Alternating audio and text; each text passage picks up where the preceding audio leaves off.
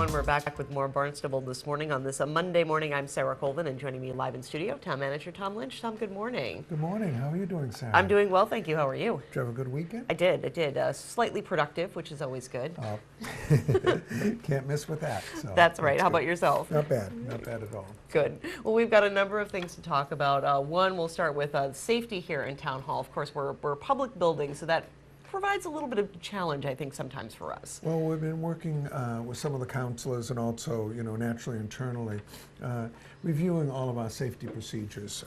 We were going to commission a study that we had gotten some money for through the budgetary process, but as we looked at it, we realized that on staff between Sergeant Damery at the police department, DPW folks, and staff who had been through some of these exercises before, that this was something that we could probably take a look at with some great detail. So we did that, and I was given a draft report of that, an executive summary.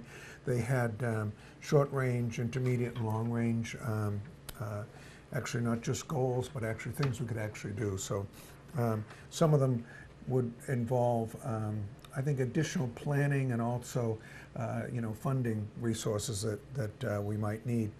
So what we're going to do is we're going to take a look at the short range, which involve steps which involve things like additional training and drills and things of that nature, and making sure communications networks are all set up. So we're beginning to implement that right now through the Department of Public Works and the Police Department. As you kind of indicated, about safety measures and whatever, I mean, there's always a balance where we are an open facility. We want people to be able to come and feel welcome at Town Hall or any of the public buildings that we have, and yet the reality is in today's world that you have to be sure that there are adequate safety precautions in place. We already have cameras and a variety of other things that are there, but this is a very comprehensive report, and I appreciate the time that everyone put into that. So. Absolutely. It's so important for the public and for the employees to be safe and protected. And to feel safe, and the community to feel safe when they come into our buildings. That's right. And safety and protection, a big job of police officers, and you got to interview many qualified candidates for 3 open lieutenant positions. So tell me a little bit about that process. Well, very nice segue. I think that's you. why you're the host of the show here. Last Wednesday, Deputy Chief Sonnabend and Chief McDonald and I interviewed 6 of the finalists for the lieutenant positions. We're only going to be able to select 3, and I was once again, it might sound like a broken record on this, but just impressed with the quality of individual that is seeking leadership roles in our police department. The training that each one of them had gone through. I should look through the promotion profile that was given to me of the various steps they've taken to get to this final point, to see the community service, the training that had gone on, the commendations that were there, a very complete look at each of the individuals, and any one of them could be doing this job. So the chief now has it back in his camp to be able to look at references, and we should be making announcements on that very shortly. But once again, just high quality staff that we're bringing into the department and retaining. I did ask each of them. There are a couple of interesting questions that I thought, gave me some information. One was trying to find out when they thought they wanted to be a police officer. And many very early on, and as teenagers or sometimes earlier, just felt this was a profession that they thought they could succeed in and would enjoy. And a lot of them talked about community service.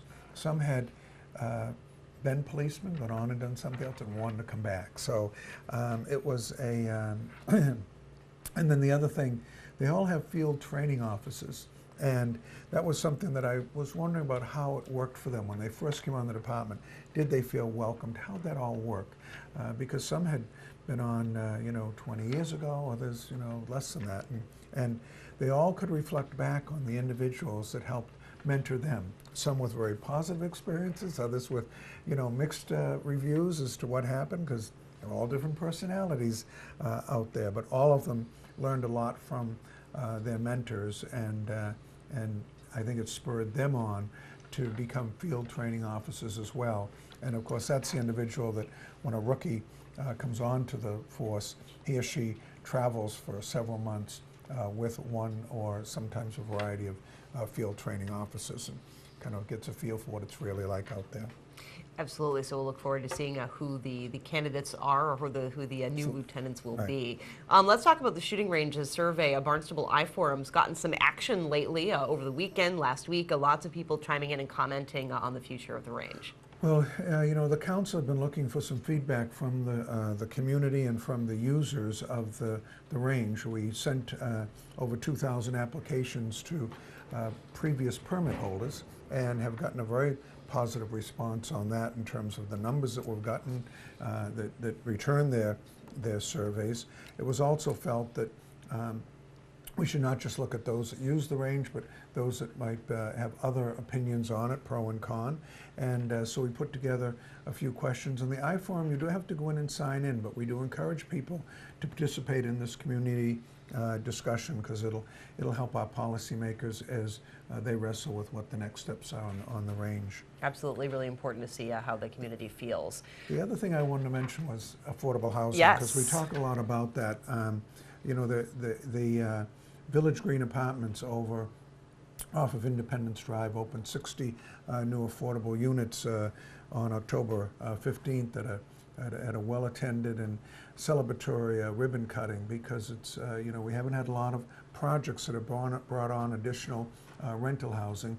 It's you know, when you look at the statistics, Barnstable has about a 1% rental vacancy rate, and really in a community it should be more around 7%, which shows that you have some availability of housing stock.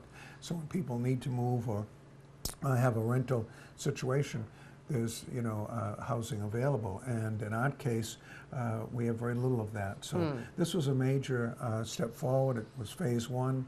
The Dakota Partners, which built the facility with a beautiful community room, have also indicated that they now have qualified for tax credits, which will allow them to build the second phase of this. So we met several of the residents that were there. They were just, you know, pleased as could be to have safe, decent, affordable housing with a lot of amenities built into these units. So, you know, we have, as part of our community compact, gone on to a housing production plan. So this is the sort of thing we need, individuals and companies out there willing to actually produce the housing.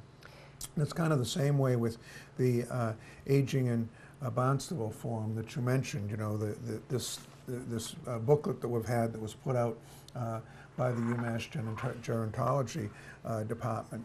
You know, again, they were looking at specific needs that we'll have in the future, and as our population ages. So it's always one, you know, you always want to plan, you want to look ahead and make sure that you're formulating the right strategies for dealing with these issues. And then you also want the implementation phase, which we had with Village Green Apartments, and we hope to have with this study as well. Absolutely, and I know that study is available for people to see online if they'd like to read the entire document. And celebration was held at the Senior Center on Friday. We'll have video from that up on Channel 18 as well. And you know, my impression of that, you know, I had a chance to welcome community leaders and residents to this.